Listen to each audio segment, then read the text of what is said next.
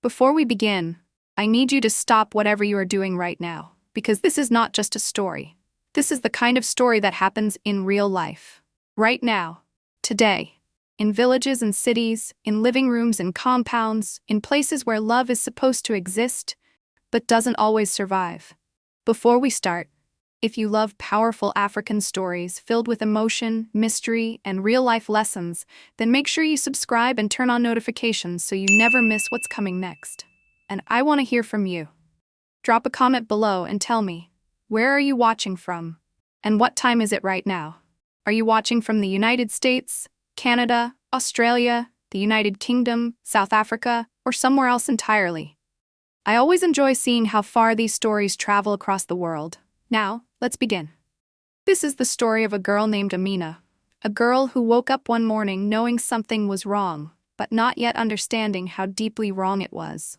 The morning the drums started, Amina was already awake, not because of the noise outside her window, not because of the women moving through the compound below, their wrappers catching the early light, their laughter drifting up through the wooden slats.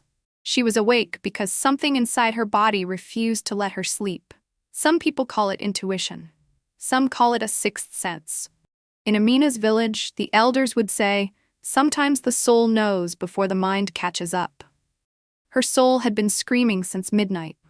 From the small window beside her bed, she could see the world waking up. Women arranging fabrics, men setting up chairs, children running between legs, chasing each other with the kind of freedom that doesn't know it can be taken away. Everything looked exactly as it always had. And yet, nothing felt the same. Not to Amina. She sat on the edge of her narrow bed, her hands resting in her lap, her fingers loosely intertwined. The way they always did when she was trying to hold on to something she could already feel slipping away. In a few hours, people would gather, they would sing, they would clap, they would call it a celebration, they would call it a blessing. And not one of them, not a single person in that entire compound, had thought to ask the girl at the center of it all whether it felt like one. That was the cruelest part. Not the decision itself. Not the man they had chosen. Not even the fact that she had no say. The cruelest part was the silence around it, the assumption. The way the entire village moved toward this moment like it was the most natural thing in the world, as though her feelings were not just unimportant, but non-existent. As though she were a piece of cloth being prepared for someone else's use. Amina closed her eyes. Somewhere below, the drums grew louder. Now, I know what some of you are thinking. You are thinking, how does something like this even happen? How does a young woman wake up one morning and find out her entire future has been signed away without her knowledge? And the answer is, it doesn't happen overnight. It never does. These things don't begin with a single conversation. They don't start with a dramatic announcement over dinner. They start the way the most dangerous things always do. Quietly, slowly, so subtly that by the time you notice what is happening, the structure has already been built around you. For Amina, it started with a shift. A change in the air that she couldn't quite name. It was in the way her father spoke, not to her, but about her. The careful pauses in his sentences. The way certain words were chosen and others were deliberately avoided. It was in the way visitors began to stay a little longer than usual. The way her aunties exchanged glances across the room when they thought she wasn't looking. The way conversations about her future, her education, her plans, the things she had talked about for years, suddenly stopped appearing in any discussion she was part of. Instead, her name began appearing in conversations that stopped the moment she walked in. At first, she told herself she was imagining it. She was not. And then one day, a Tuesday, she remembered it clearly. Because she had been plaiting her younger sister's hair and thinking about nothing in particular, she heard his name for the very first time. Musa. It came through the wall. Two voices. Her father and someone she didn't recognize. The tone was low, measured. The kind of tone you use when you are concluding something, not discussing. Concluding. She hadn't heard everything. She hadn't needed to. Because in the seconds of silence that followed his name, the entire shape of her future shifted. She'd only spoken to Musa twice in her entire life. Once when he had passed through their compound to greet the elders. He had nodded at her, polite, unremarkable. The second time was different. He had looked at her, not briefly, not casually. He had looked at her the way a man looks at something he has already decided belongs to him. A long, settled gaze. Not threatening, not cruel, just certain. As though the conversation had already been had, as though she had already been agreed upon. And the worst part? She was a girl then. A young woman with plans and dreams and a whole future she had been quietly building in her mind. Musa was a man old enough to be her father. Let that sit with you for a moment. The night her father called her into the sitting room, she already knew, not the details, not the name, not the date, not the specific shape of what was coming. But she knew. She could feel it in the way he sat, not in his usual easy position, one leg crossed, arm draped over the back of the chair. Tonight he sat upright, formal. Like a man who had rehearsed what he was about to say so many times that all the natural warmth had been ironed out of it. He didn't ask her to sit down. He just began speaking. He told her she was going to be married. Not, what do you think about this? Not, we have been having discussions and I'd like your thoughts. Not even, there is a man who is interested in you. He told her. Full stop. Statement. Conclusion. Announcement. Like the decision had been made in a room she was never invited into. Amina sat completely still. For a brief, strange second, some part of her almost laughed. Because surely, this was a mistake. Some kind of miscommunication. Surely her father, the man who had held her hand on her first day of school, who had laughed at her terrible jokes, who had once sat with her for 3 hours helping her memorize the names of rivers for an exam, surely that man was not sitting across from her right now, telling her that a stranger was going to become her husband. But he was. He absolutely was. The name he spoke landed in her chest like a stone dropped into still water. Musa. The room went quiet. Not the peaceful kind of quiet, not the comfortable kind. The kind of quiet that appears when something irreversible has just been said out loud, and everyone in the room knows there is no taking it back. Amina didn't cry, she didn't argue, she didn't even speak. Because somewhere in the deepest part of her, a door had just closed, and she could hear the sound of it. And she understood, with a clarity that almost felt like calm, that this was not a decision she was going to be allowed to change. Her father said a few more things after that. Something about stability, something about the family, something about how this was a good thing, a right thing. But she didn't really hear those words. She was too busy listening to the silence underneath them. The silence that said, your opinion was never part of this equation. On the morning of the ceremony, the compound transformed. It was extraordinary when you thought about it. How quickly a place could become something different. How many hands and voices and arrangements it takes to dress a moment in the clothes of celebration. Women arrived before sunrise. Fabrics were unfolded and smoothed. Chairs were aligned in perfect rows. Food was prepared in enormous pots that sent steam rising into the morning air like small offerings to a god nobody had thought to ask for permission. Everyone moved with purpose. Everyone had a role. Everyone except Amina. She moved through the morning as though she were behind glass. Present, visible, accounted for, but separated from everything by some invisible membrane that nobody else seemed to feel. Women approached her with warm smiles and warming words. Men like Musa do not come often, one woman told her, adjusting Amina's wrapper with practiced hands. You will not struggle, said another. Everything will be provided for. You are lucky, whispered a third. And Amina nodded, smiled, responded with the quiet, gracious words that had been shaped into her over years of being told how a young woman carries herself. But inside, she was asking a different question. Lucky for who? Not one of these women had asked her what she felt. Not one had looked into her eyes and seen what was living there. They saw a bride. They saw a successful arrangement. They saw a story they already knew the ending to. They did not see Amina. And then, from across the compound, she heard her name. Amina. She turned. Zara. Her friend stood near the entrance of the compound, a little apart from the movement and the noise. Her expression was different from everyone else's. Not warm and congratulatory, not busy and purposeful. Careful. That was the only word for it. Zara's eyes were careful. Zara didn't waste time with pleasantries. You haven't said anything today. she said, stepping close enough to keep the conversation between just the two of them. Amina held her gaze. There is nothing to say. There is always something to say. Around them, the compound continued to hum with preparation. But in the small circle that existed between these two women, time seemed to move differently. They've already decided, Amina said. They say it's for the best. That everything will be easier. And you believe that? Zara asked. The question wasn't mocking, it wasn't challenging, it was genuinely, carefully asking. Amina looked past her friend toward the path at the far end of the compound, the one that led out of the village, the one she had walked 100 times just to think. I don't know what to believe, she said quietly. Zara took a small breath. Then she leaned in, her voice dropping further. Then you need to listen to me, she said. Carefully, and without anyone seeing us talk too long. Amina felt a tightness arrive in her chest.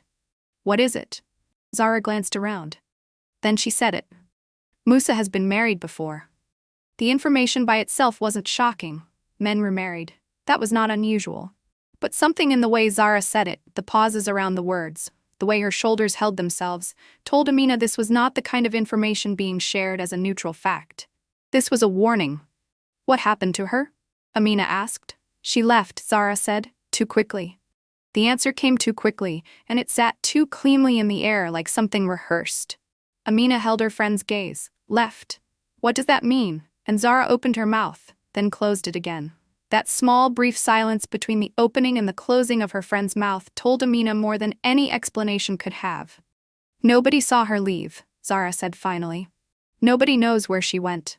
And nobody here is asking questions about it.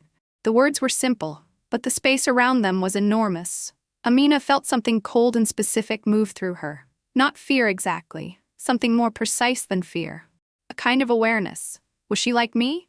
She asked. Zara didn't answer with words. She didn't need to. Just then, voices grew closer from across the compound. Zara straightened, her expression shifting smoothly back to something neutral. Before the sun sets today, Zara said quietly, find me. There are things I can't say here. And then she stepped away. And Amina stood where she was, in the middle of a celebration being held in her honor, with the sound of drums and laughter all around her.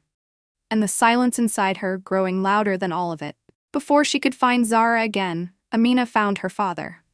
He was sitting in the shaded corner where he always sat in the late mornings, elbows on his knees, hands loosely clasped, staring at nothing in particular, the way a man does when his mind is carrying something heavy and hasn't found a place to put it down. For a long moment, Amina just stood and watched him. She was trying to find the man she had always known inside this one. The man who had told her she could be anything. The man who had saved up for a full year to buy her the notebook she'd wanted for secondary school. The man who used to call her his sunrise. Not to her face, but to the neighbors, in the casual way people reveal the things they truly love. She could still see him in there. But he was somewhere behind a wall now.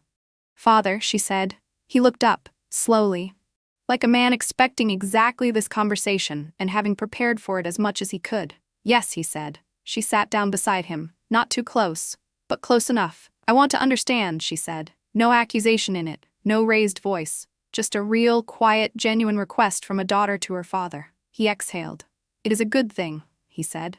This marriage, the words came out clean and smooth, practiced. You have said that, Amina replied gently, but I don't understand why it is a good thing. For me, for who I am. He shifted, his hands tightened slightly against each other. There are things you will come to appreciate, he said. Stability, security, the protection of a man who has established himself. And choice? She asked. The word landed between them quietly. His jaw tightened, his eyes moved away from her. Amina, he said. Life is not always built on what we want. I know that, she said. I have always known that. I am not asking for everything I want. I am only asking to be part of the decision about my own life.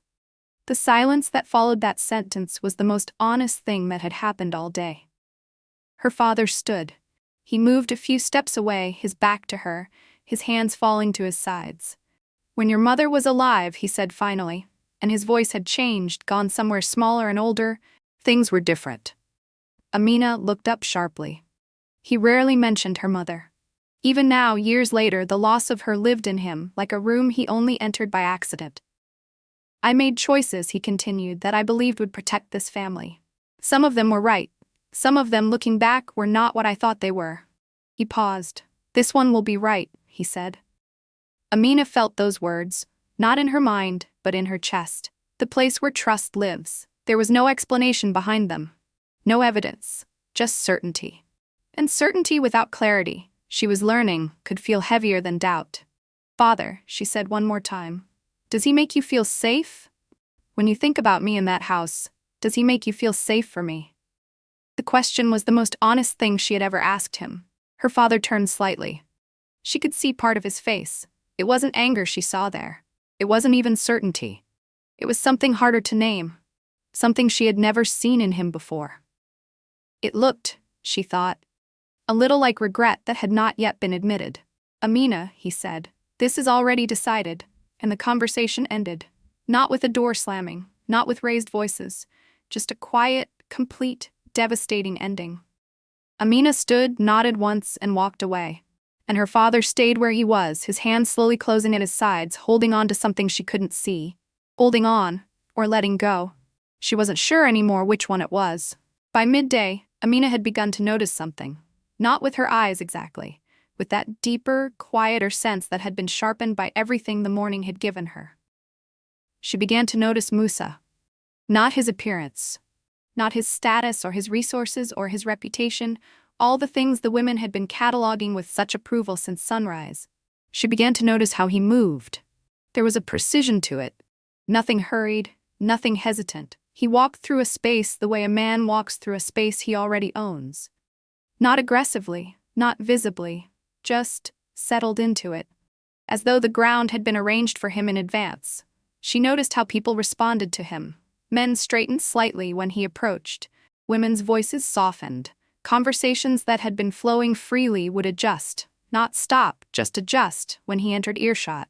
Even the elders, men who commanded their own rooms, deferred to him in small but visible ways. It wasn't fear exactly, it was something else. Something that looked, from the outside, like respect. And looked, from the inside, if you were paying close enough attention, like something that had been carefully constructed over time. Musa noticed Amina watching. He always noticed. That was the thing she would come to understand. He was a man who always noticed. He crossed the compound toward her slowly, greeting people as he went with that same measured, unhurried warmth.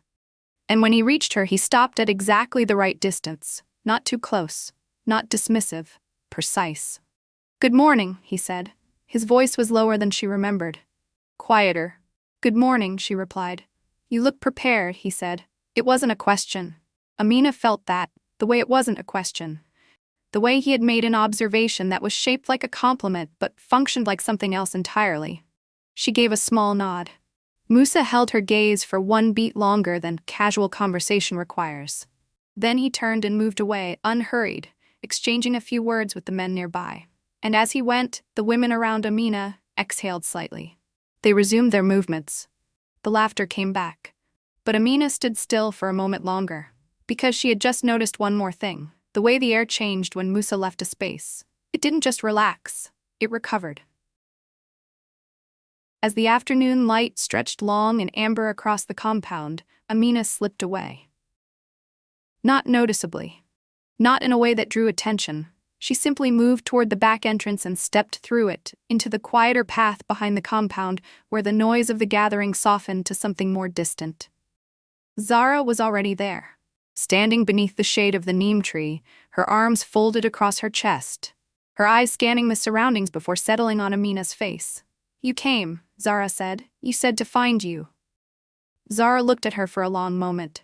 Then she said, "I don't have much time, and I am about to tell you something that most people in that compound have decided not to say out loud." Amina waited. "The woman I told you about," Zara said, "the one who left." She paused. "She didn't leave the way people say she did." "What do you mean?" Amina asked. "I mean nobody saw her leave. Not with bags packed, not with a purpose, not toward any family, any city, any destination that anyone could name. One day she was in that house." Zara stopped. "And the next day she wasn't." The words entered Amina quietly. But once they were inside her, they did not stay quiet. Just absence, Zara said. Nothing before it. No argument anyone witnessed, no visible reason. Just, she was there, and then she was gone, and Musa continued as though nothing had changed. No grief, Amina said. No grief, no questions to the elders, no search. He simply moved forward, and nobody said anything. Concern is one thing, Zara said. Speaking about it is another. People here are afraid of what questions might reveal. And some of them, if we are honest, do not want to know the answers. Amina's eyes had gone still. Not frightened, not yet, but focused in a way they hadn't been all day. Was she like me? She asked again. When he married her? Zara looked at her directly. Young, she said. Quiet, from a family who agreed. The same silence that had followed that description earlier returned now. But heavier. Then Zara added one more thing, something she had been deciding all morning whether to say. There are people who know more than they are saying. The elders. Some of the older women. They know, but the knowing and the speaking are different things in this village. The speaking costs too much. Why are you telling me? Amina asked. Zara looked at her with an expression that Amina would remember for the rest of her life. Because no one told her, Zara said. And look what happened. Then she stepped back, adjusted her wrapper, let her expression settle into something neutral. Don't ignore what you feel, she said softly, even if you cannot explain it yet. And she walked away, back toward the compound, back toward the celebration, back toward the silence that everyone had agreed to keep. Amina stood alone beneath the neem tree, the afternoon light falling around her. And for the first time all day, she was not confused. She was clear. And clear was more frightening than confused. Because clear meant she could no longer pretend she didn't understand what she was walking into. The ceremony came the way inevitable things always come. Without announcement. Without a single moment where you could say, here, right here, this is where it began. One moment the day was still in preparation. The next, it was already happening. The compound was full, every chair occupied. The elders positioned with the gravity of men who had performed this function so many times it had become as natural as breathing. The women arranged just so. The children at the edges, faces bright with the excitement of an event they were too young to understand, but old enough to feel. Amina moved to her place, not because she was directed, not because anyone led her, because there was no longer anywhere else to go. She was aware of the eyes. Not all of them watching her directly. That would have been too obvious. But watching her in that particular way of large gatherings, where attention is distributed and indirect and somehow more total because of it. Everyone knew what was happening here. Everyone agreed that it was right. The elder's voice rose over the compound. His words were familiar, shaped by generations of repetition, worn smooth by use, carrying the weight of tradition in every syllable. Amina had heard these words at other ceremonies her whole life. Today, they fell differently. Across from her, Musa was still. He had a quality she'd been trying to name all day and had finally found the word for. He was unmoved, not emotionally distant, not detached or cold, just unmoved. As though nothing that happened in the world around him had the power to alter what was already decided inside him. When the elder reached the moment of confirmation, the moment where acknowledgement is required, where agreement is spoken aloud, Musa's voice came first, clear, steady, unhesitating. Then the attention shifted to Amina. The compound stilled. Not dramatically. Not in the way it happens in stories where everyone holds their breath and looks at the protagonist. More subtly than that. Just a slight, collective tightening of attention. Waiting. And Amina felt it. All of it. The weight of every person in that space. The weight of every expectation. The weight of everything that had been decided without her. The weight of everything that could not be undone. She looked at the elder, she opened her mouth, and her voice came out even, controlled, present. And just like that, it was done. No celebration erupted, no sudden noise, just a quiet, collective exhale, a settling. The way a held breath is released when what was expected has finally arrived. The ceremony dissolved slowly, people rose, conversation returned, movement spread back outward through the compound like color seeping into cloth. And Musa stepped close enough for only Amina to hear. You handled that well, he said. She looked at him. As I expected, he added. And in those 4 words, as I expected, Amina understood something that she hadn't quite articulated before. This was not about partnership. This was not about understanding or connection or the careful building of something shared. This was about expectation and how well it was met, and who, in this arrangement, was responsible for the meeting. She nodded once and looked away. They left the compound as the sun was going down. The village sounds faded behind them as they walked the narrow path that stretched away from everything Amina had ever known. The light was the kind of light that doesn't quite know what it wants to be yet. Not day, not dark, just that in-between hour where shapes lose their certainty. Musa walked ahead of her. Not beside her. Ahead. As though she were already expected to follow rather than accompany. Amina noticed that. The house came into view at a bend in the path, larger than most, set slightly apart from its neighbors, close enough to belong to the village, far enough to stand alone. Even from a distance, there was something about it that felt too ordered, too deliberate, like a stage set rather than a home. Inside, the air was different, cooler, still, the kind of stillness that doesn't shift easily. Every surface was clean, every object placed with purpose. Nothing misaligned, nothing excess, nothing that didn't have an obvious reason for being exactly where it was. Amina moved through the main room slowly, her eyes doing what they had been doing all day. Noticing. And then she found it. Near a shelf in the inner room, partially tucked behind a folded cloth but not fully hidden, was an object that didn't belong to the version of this house she was supposed to inhabit. It was small, personal, the kind of thing a woman keeps close. There was no dust on it. Amina stood very still. Because dust is time, dust is absence, dust is the physical evidence that something has been forgotten. This had not been forgotten, it had been kept. She reached out and touched it gently. Felt the weight of it, the particular specific weight of something that had belonged to someone else. Someone who had stood in this same room, touched these same walls, breathed this same air. Someone who was no longer here. Behind her, Musa's voice entered the room. "You are observant," he said. She didn't turn immediately. "I am learning," she replied. His footsteps were slow, measured, as he moved into the room. He stopped a few paces behind her. "There is no need," he said, "to concern yourself with unnecessary details." She set the object down, turned to face him. "What is necessary?" she asked. He studied her. Not quickly, taking his time. "What is in front of you?" he said. "What is given, what is expected?" Amina held his gaze. "This house," she said carefully, "has not always been arranged for one person." Something moved behind his eyes, barely visible, almost undetectable, but real. "It is not arranged for one person now," he said. The response came cleanly. Too cleanly. "There were things left behind," Amina continued. "There are many things in any house," he replied. "Some of these things," she said, "feel personal." Musa took one slow step forward. "Not everything requires explanation," he said. And there it was. In those 4 words, wrapped in the same controlled calm he used for everything, was the entire architecture of the world she had entered. Not everything requires explanation. Meaning, I decide what is explained, I decide what is questioned, I decide what is visible and what is kept. Amina looked at him for a long moment, then she nodded, once, and said, "I understand." Musa's expression relaxed slightly. "Good," he said, but she had not meant it the way he thought she meant it. The night settled over the house. Outside, the village sounds grew distant, then faded entirely, until the only things left were the faint percussion of insects and the occasional passage of wind through the compound walls.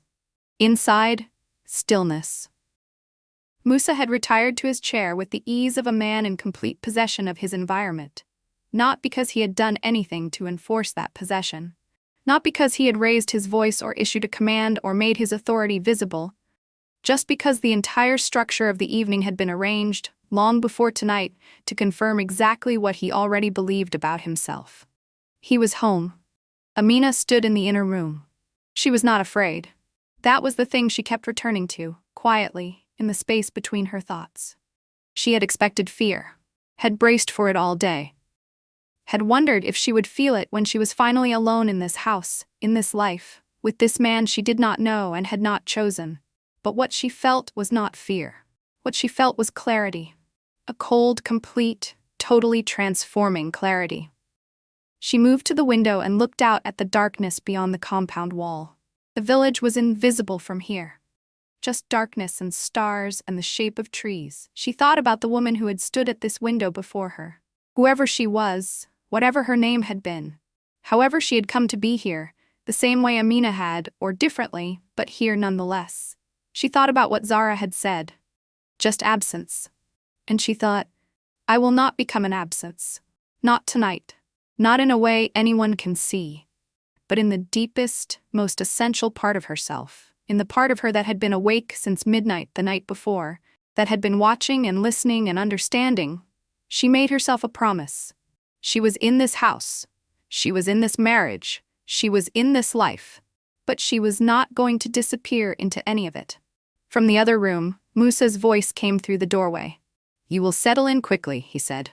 I have found that most things become easier when people stop resisting what is. Amina turned from the window, walked back toward the center of the room, stopped just inside the doorway. You expect this house to remain exactly as it is, she said.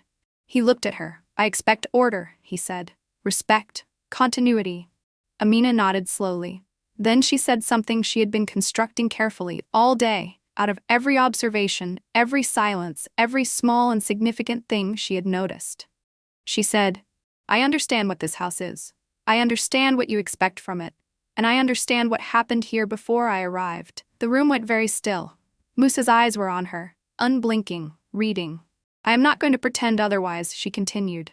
Not to you, not to myself. A long pause. Then he said, What do you think you understand? Everything necessary, she replied. And she held his gaze and did not look away. And in that moment, in the space between two people who had just acknowledged, without naming it, what lay between them, something had changed. Musa thought the structure was intact. He thought the arrangement had been completed. He thought the silence was his. He was wrong. Because Amina was in the room. And Amina was awake. And the most dangerous thing in that house had just become not the secret it was holding, but the woman who had found it. Before I go, I want to say one thing. This story is called She Was Forced to Marry a Man Old Enough to Be Her Father. And yes, that is what it is about. It is about arranged marriage and forced consent and the specific, devastating experience of having your future decided in a room you were never invited into. But it is also about something else. It is about the silence we maintain around women's pain when that pain is dressed up as tradition. It is about the way entire communities can agree, without ever explicitly agreeing, to not ask certain questions. It is about fathers who love their daughters and still make choices that hurt them. It is about friends who know the truth and must decide what the cost of speaking it will be.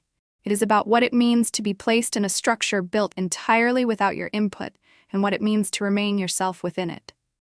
Amina did not escape that night.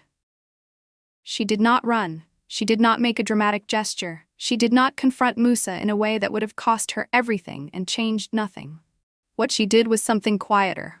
Something that might, to someone watching from the outside, have looked like acceptance. But it was not acceptance.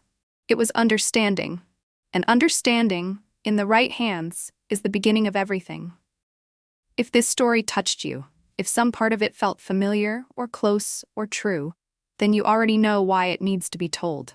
There are women who woke up this morning in the same room Amina is in tonight. Women with the same clarity, the same quiet resolve, the same unanswered questions. This story is for them, and it is for every person who has ever watched something happen to someone they love, and chosen silence, and lived with that choice ever since. The drums have stopped. The village is quiet, but Amina is still awake. And so are we.